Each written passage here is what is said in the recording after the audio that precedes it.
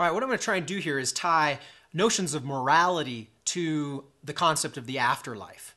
And what I mean by that is in an evolutionary materialistic world, right? It's survival of the fittest. It's about what will get me ahead. It's how I will get the prey. It's how I'll get the woman, right? And there's this notion that's always going to be there that says, I'm living in an is world. This is what I should do in this particular situation to get away from this large animal. This is what I need to do to get ahead. I might have to bend the rules because ultimately survival of the fittest means that that's what I should do. But what's this notion of ought? What ought I do in this situation? See, there's something that fights against our is, or what the Darwinian materialist would say is the thing that will help us survive, versus this notion of ought. What ought I do? And it's this concept that says even after I do something, even in my base nature, then I'm living with the results of that for a while, right? What should I have done? What was the right thing to do? Should I have told the truth on that thing? Should I have not looked over at the answers next to me? Should I have not kind of skirted that one line on my tax return?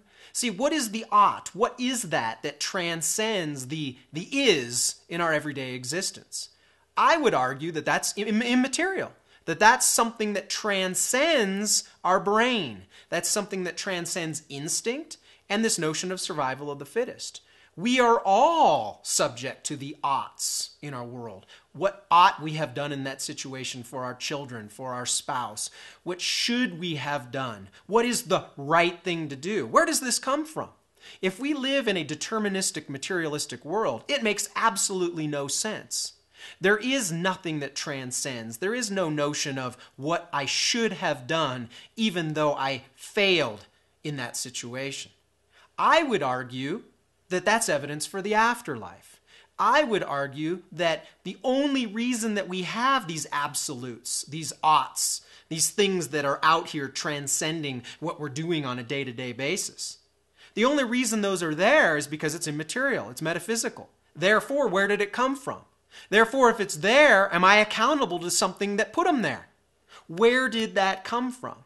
The Eastern world would say, yes, it's there, and that would that rolls into the law of karma. What I'm doing in this world transcends to the next world.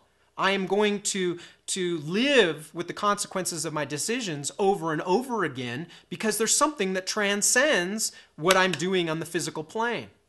The Judeo-Christian world would say, yes, there's a final judgment. There is something that holds you accountable for the oughts. There's something that holds you accountable for this higher standard that we all know in our heart that we should pursue it. And yet we all seem to fail at it.